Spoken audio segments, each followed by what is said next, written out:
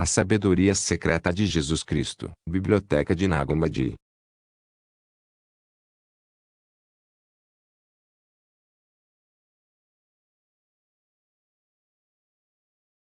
Capítulo 1. Jesus Cristo com seus 12 discípulos e as 7 discípulas. Após Jesus ter ressuscitado dos mortos, seus 12 discípulos e 7 mulheres continuaram a ser seus seguidores e foram para Galileia na montanha chamada Divinação e Alegria. Enquanto eles se reuniram, ficaram perplexos com a realidade invisível do universo e do plano, e a sagrada providência e o poder das autoridades do caos, e sobretudo o que o Salvador está fazendo com eles no mistério do plano sagrado. O Salvador apareceu não em sua forma corpórea anterior, mas no esplendor do Espírito invisível como um grande anjo luminescente. Mas sua semelhança indescritível. Nenhuma carne mortal poderia suportar tal glória, mas apenas um corpo de substância pura e perfeita, como aquele que ele nos ensinou no monte chamado das Oliveiras na Galileia. E ele disse: "Paz seja convosco, a minha paz vos dou." E todos ficaram maravilhados e com medo. O Salvador riu e disse-lhes: "Em que estão pensando? Estão perplexos? O que querem saber?" Capítulo 2. A realidade invisível do universo e do plano. Felipe disse: "Nós queremos que o Senhor explique sobre a realidade subjacente do universo e o plano divino." O Salvador disse-lhes: "Toda a poeira chamada humanidade, desde o início do mundo até agora, tem inquirido sobre a divindade. Quem ele é e como é, não encontraram. Agora, os mais sábios entre eles especularam sobre o mecanismo que comanda o universo e o seu movimento. Mas seus estudos não alcançam a verdade. Pois é dito que ocorre de 3 maneiras diferentes, por todos os filósofos e, portanto, não há acordo entre eles. Alguns dizem que o mundo é autoconduzido. Outros, que é a providência que o dirige. Outros, que é o destino. Tudo o que vem de si próprio, é poluído, já que é autocriado. Mas eu, que vim da luz infinita, estou aqui, pois conheço a luz, para poder falar-lhes sobre a natureza precisa da verdade. Pois tudo o que vem de si mesmo é uma obra poluída, já que é autocriado. A providência não tem sabedoria. E o destino não discerne, é cego. Mas a você é dado saber, e todo aquele que for digno do conhecimento receberá, a quem quer que tenha nascido do primeiro que foi enviado.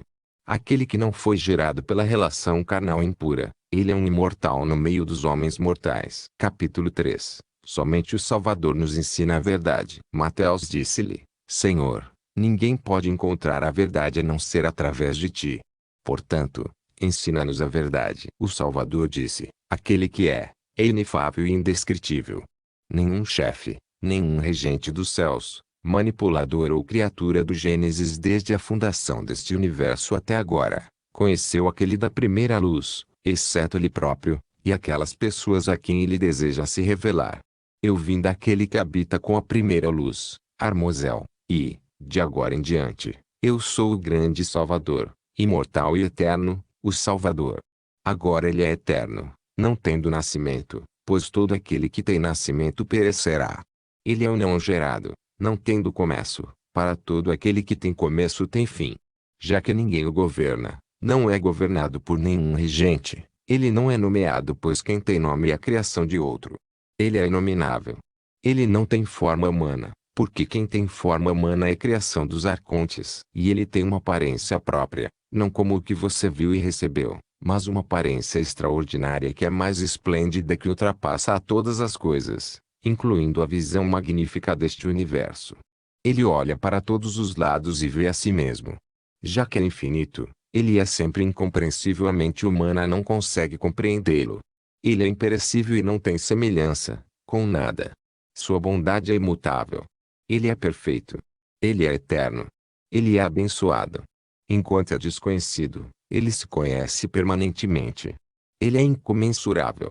Ele é insondável. Ele é perfeito, sem defeito. Ele é abençoado pela imperecibilidade.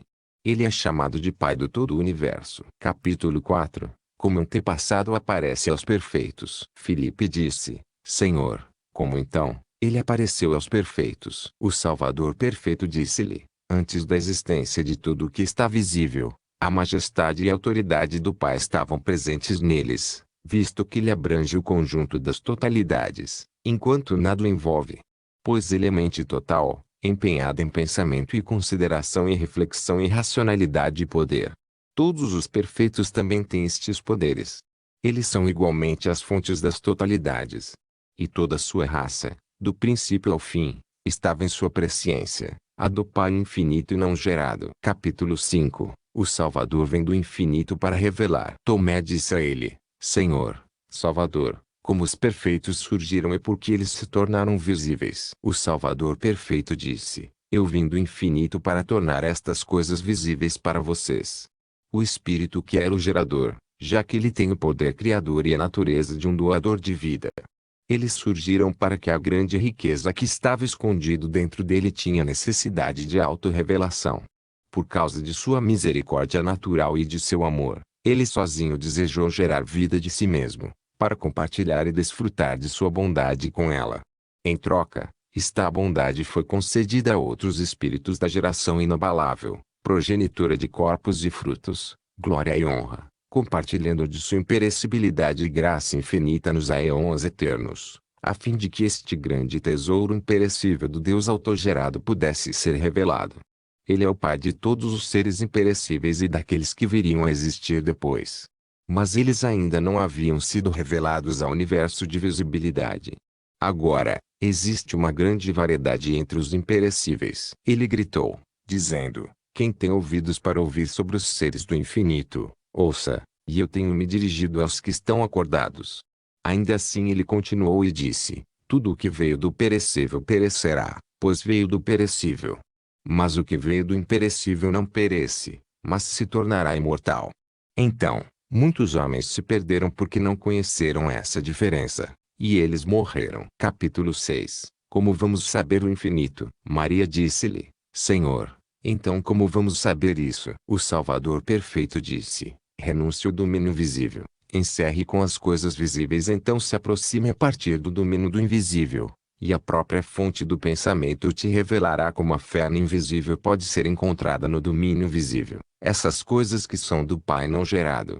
Quem tem ouvidos para ouvir, ouça. O Senhor do Universo, o Pai do Todo, é mais corretamente chamado de antepassado. O Pai é progenitor daqueles que serão criados, mas já que ele não tem começo, é chamado de antepassado. Observando a si próprio como se ele estivesse olhando dentro de um espelho interno, ele aparece para si próprio como o alto Pai divino e como defensor daqueles sendo atacados, e o primeiro Pai não gerado existente. Ele é da mesma idade do antepassado que é a luz antes dele, mas não tem o mesmo poder. E depois foi revelada toda uma multidão de seres dinâmicos inumerável, gerados por si mesmos, iguais em idade e poder, existindo nos reinos celestes em glória incontáveis, cuja raça é chamada de a geração sobre a qual não há reino, a quem vocês são descendentes desses seres. E toda aquela multidão sobre a qual não há reino é chamada de filhos do Pai não gerado, ou unigênito, Deus, Salvador, Filho de Deus, cuja semelhança existe dentro de vocês. Agora ele é o incompreensível, que é pleno de glória sempre imperecível e alegria inefável. Todos os que pertencem a ele, repousam nele, sempre regozijando-se na alegria inefável, glória imutável e júbilo incomensurável dele. Isso nunca foi ouvido ou conhecido entre todos os aeons e seus mundos até agora. Capítulo 7. Como a imagem do homem foi revelada. Mateus disse-lhe: Senhor, Salvador, como foi revelado o homem? O Salvador perfeito disse: Saiba que aquele que apareceu no infinito antes da existência deste universo, Pai autodesenvolvido, Pai autogerado, sendo repleto de luz brilhante e inefável. No início, quando ele decidiu que sua imagem se tornaria um grande poder, imediatamente, a luz assumiu a aparência do homem andrógeno imortal, o grande Salvador. Mais tarde, tomando a imagem dele, os regentes do caos criariam o homem mortal. Por ele, a humanidade tem oportunidade de alcançar sua salvação e despertar do esquecimento através do intérprete que foi enviado para auxiliá-los, e que permanecerá com vocês até o final da pobreza causada pelos ladrões. E a consorte do homem andrógeno imortal é a grande Sofia, que foi destinada por ele como agente na criação. Dessa união, surgiu o filho primogênito chamado de homem imortal, o Salvador, representando o primeiro, divindade e reino, revelados pelo Pai. E ele criou um grande anjo, Aion, eterno, cujo nome é Ogdoad, oitavo, para sua própria majestade. Ele recebeu grande autoridade para o governar nos Aeons inefáveis que estão acima do universo da pobreza. Daquela luz e do espírito trimasculino, que é o de Sofia, seu consorte. Ele criou deuses e anjos, e arcanjos, multidões incontáveis para o séquito, comunidade celestial.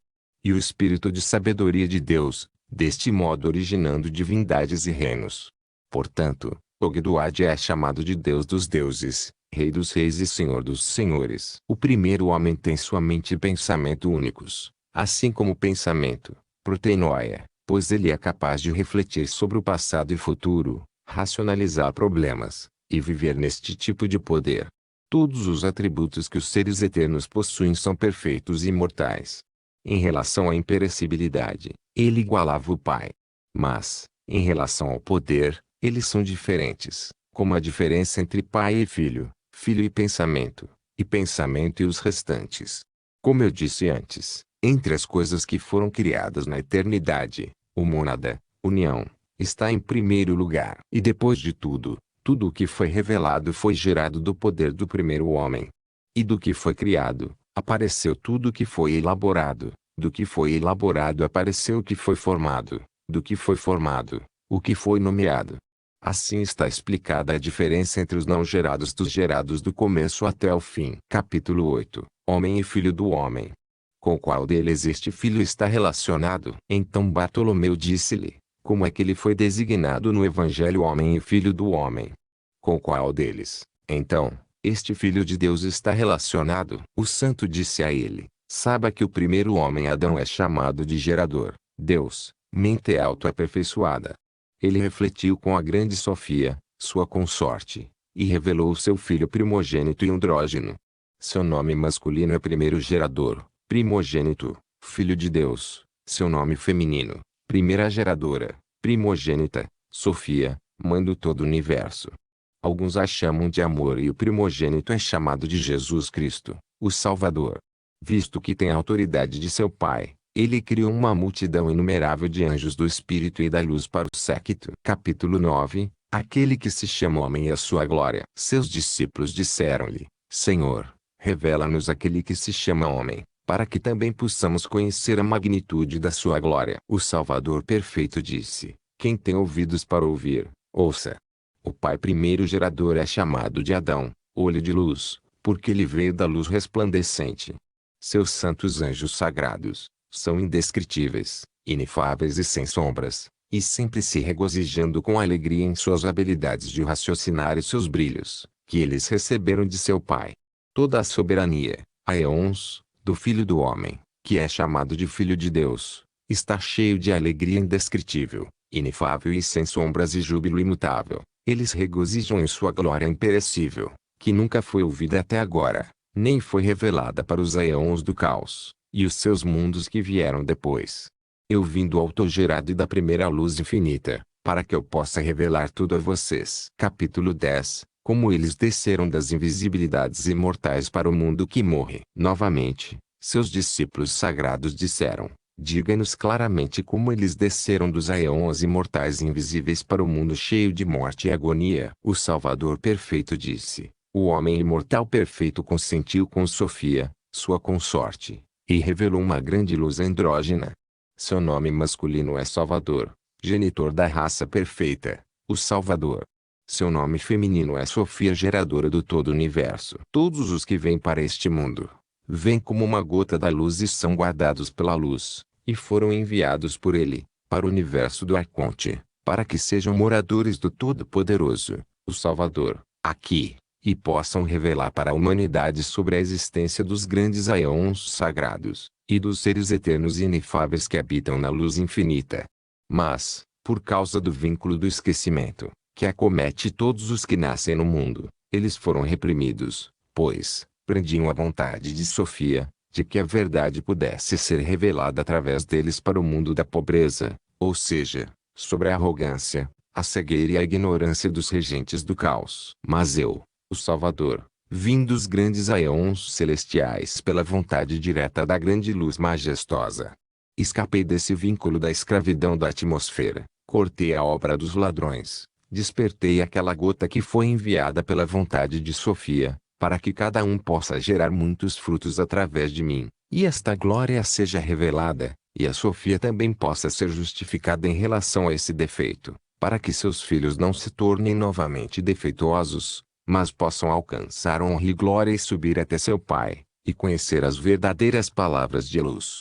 E vocês foram enviados pelo Filho, recebendo luz para escapar do vínculo do esquecimento e do poder das autoridades, a fim de que mal nunca mais voltasse a aparecer por vossa causa, isto é, a tentação da imortalidade carnal e da libertinagem. Pise sobre as intenções maliciosas deles. Capítulo 11. Quantos são os aeons? Então Tomé disse a ele: Senhor, Salvador, quantas são as dimensões superiores, aeons, que ultrapassam os céus do caos? O Salvador perfeito disse: Eu te louvo porque você pergunta sobre os grandes aeons eternos, pois suas raízes estão no infinito.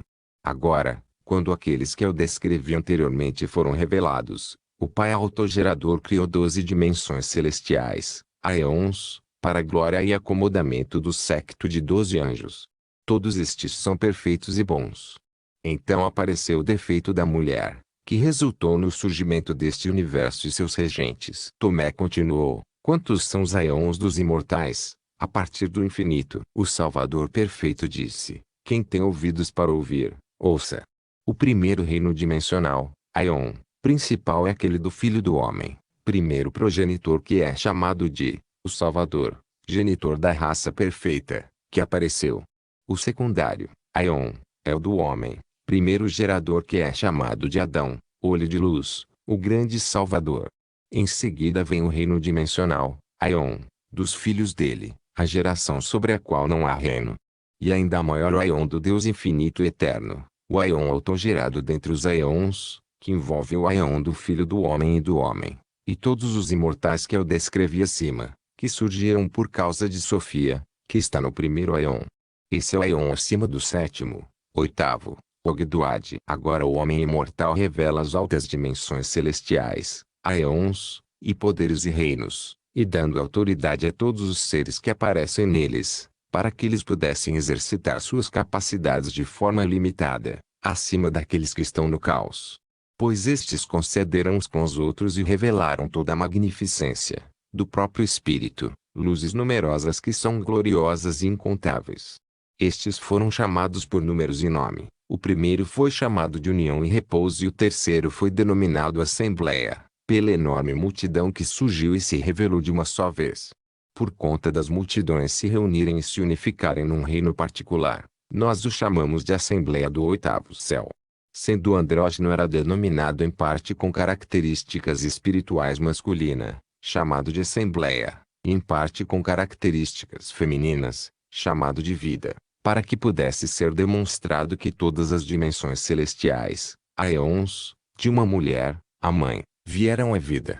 E cada um recebeu seus nomes, desde o princípio. Pois a partir de sua concordância com seu pensamento, os poderes logo apareceram, chamados de deuses, e os deuses dos deuses de sua sabedoria revelaram deuses, e os deuses de sua sabedoria revelaram senhores, e os senhores dos senhores de seus pensamentos revelaram senhores, e os senhores de seu poder revelaram arcanjos, os arcanjos de suas palavras revelaram anjos, deles, aparências apareceram, com estrutura e forma e nome para todos os aeons e seus mundos. E os imortais, que eu acabei de descrever, todos têm a autoridade do homem imortal, que é chamado de silêncio, porque ao refletir sem falar toda a sua própria majestade foi aperfeiçoada. Com esta autoridade, cada um dos imperecíveis criou um grande reino na Assembleia do Oitavo Céu, e tronos, e templos e firmamentos para suas próprias majestades. Pois todos estes vieram pela vontade da Sofia Mãe do todo o universo. Capítulo 12. Daqueles que estão nos aeons. Então os santos apóstolos disseram-lhe: Senhor, Salvador, fala-nos daqueles que estão nas altas dimensões celestes, aeons, pois é necessário que perguntemos sobre eles. O Salvador perfeito disse: Se você perguntar sobre qualquer coisa, eu te direi. Eles criaram multidões inumeráveis de anjos, miríades incontáveis, para seu séquito e sua glória. Eles criaram espíritos virgens chamados as inefáveis luzes celestes imutáveis que surgiram instantaneamente. Pois eles foram criados perfeitos apenas pela força da vontade, propósito, não tendo doença nem fraqueza. Deste modo os aeons foram completados rapidamente com firmamentos, mundos, e céus partilhando da glória do homem imortal e da Sofia sabedoria, sua consorte. Tomando como modelo a estrutura e organização desses grandes reinos superiores, foi feita a cópia para a criação dos seus e caos e mundos inferiores, que surgiram posteriormente com suas criaturas. Ao contrário dos que estão no caos, os eternos habitam dentro da esfera da luz que brilha sem sombra, com alegria que não pode ser descrita e júbilo inexprimível. Todos estes espíritos se deleitam constantemente na estabilidade de suas glórias imutável e no repouso incomensurável. Os aeons do caos e todos os poderes que surgiram mais tarde não têm sequer noção de tal glória, felicidade e repouso desta maravilha.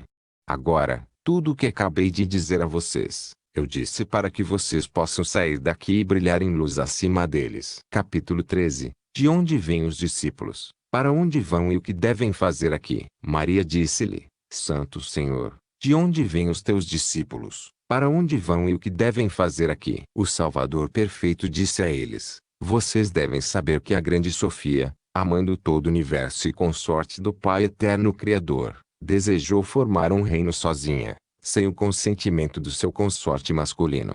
Então as vidas das criaturas originaram apenas pela vontade mediadora do Pai do Todo, para que a bondade inimaginável do Pai pudesse ser revelada secretamente. Ele criou uma barreira espiritual entre os imortais e a criação dos mortais do universo que foi formado depois. Consequentemente, a verdade ficou escondida de todos os aeons do caos. O defeito da mulher se tornou evidente para os imortais quando se iniciou a disputa contra os regentes da escuridão. Por isso foi necessária a colocação da barreira entre os aeons, que se tornou uma cortina do espírito. Como eu já disse, do alto reino celestial, os aeons acima das emanações da luz, uma gota da luz e do espírito desceu para as regiões inferiores do caos, para que suas formas modeladas humanas pudessem ser criadas a partir daquela gota pelo calor da respiração da grande luz. Pois é um julgamento contra ele, o arconte gerador, que é chamado de Aldabaoth, do qual os poderes do caos foram originados. Essa gota do espírito que havia sido soprado, habitou dentro do corpo mortal, junto com uma alma vivente proveniente da respiração dos arcontes que estava murcha e adormecida por conta da ignorância na alma. Mas então ela foi reavivada e aquecida com a respiração, sopro, da grande luz do homem imortal, e adquiriu a consciência espiritual. Então nomes foram recebidos por todos os escolhidos que estão no mundo do caos. E eles despertaram do esquecimento e se tornaram perfeitos pela intercessão do homem imortal, quando sua respiração foi soprada dentro deles. Isso aconteceu pelo intermédio da Mãe Sofia Sabedoria, para que o homem imortal pudesse fornecer as vestimentas eternas para os seus eleitos quando eles deixarem o mundo, de modo que seja um julgamento contra os ladrões. Quando eles terminarem este trabalho, o Pai imortal os reconhecerá pelo sopro daquela respiração e os dará boas-vindas com felicidade dentro do seu grandioso reino eterno. Como os seres produzidos no mundo possuem apenas a alma que lhes é fornecida pelas autoridades, e carecem do espírito, eles não são capazes de tomar esse poder por conta própria, mas somente pela intercessão do Pai imortal. Esta é a missão de todos os filhos da luz, até que o número de seres formados completasse e o tempo do caos seja concluído, isto é, quando o tempo determinado pelo grande anjo estiver completo. Agora eu te ensinei sobre o homem imortal e soltei as amarras dos ladrões por ele. Eu quebrei os portões dos impiedosos nos domínios deles em sua presença. Eu humilhei suas intenções maliciosas, e todos eles foram envergonhados e se levantarão da ignorância deles. Por causa disso, então, eu vim para este mundo, para que eles possam se unir a mim, e receber o espírito de imortalidade por meio da respiração do inefável, para que pela respiração as duas essências se tornem uma, assim como no princípio da forma original, para que vocês possam produzir muitos frutos de sabedoria e subir até aquele que existe do princípio, na inefável alegria e glória e honra e graça do Pai do todo o universo. Quem, então, conhece o Pai em conhecimento puro e verdadeiro partirá para o Pai e repousará no Pai não gerado. Mas quem o conhece defeituosamente irão desviar-se para o Deus defeituoso, as autoridades, e para fora da Assembleia, e não alcançarão o repouso no oitavo céu. Agora, quem conhece o Espírito imortal de luz em silêncio, na sabedoria e consentindo com a verdade, me traga sinais do invisível, e ele se tornará uma luz no espírito do silêncio. Quem conhece o Filho do Homem no conhecimento e no amor, me traga sinais do Filho do Homem, para que possa subir para as moradas sagradas com aqueles da Assembleia nos aeons do oitavo céu. Eis que vos revelei o nome do perfeito para vocês, e toda a vontade da mãe dos santos anjos, para que a multidão dos eleitos receba a sua herança masculina e se torne íntegra aqui, para que apareça nos aeons dos infinitos, juntos daqueles que vieram a estar na riqueza insondável do grande Espírito invisível, para que todos possam partilhar de sua bondade, e da própria bem-aventurança de repousar nos aeons que não têm reino sobre ele. Eu vim, o primeiro que foi enviado, para que eu possa revelar a você quem era desde o princípio, por causa da arrogância do arconte gerador e seus anjos, pois se dizem deuses. Eu vim removê-los de sua cegueira, para poder contar a todos sobre a sabedoria do Deus inefável que está acima do universo. Portanto, pisem em seus túmulos, humilhem suas intenções maliciosas, quebrem o comando deles substituindo-o com o meu controle.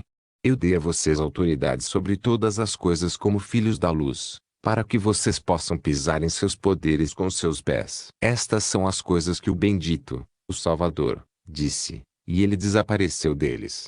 Então, todos os discípulos ficaram em grande e inefável alegria no espírito daquele dia em diante. E seus discípulos começaram a pregar o Evangelho divino, o Espírito imortal, imperecível e inefável. Amém.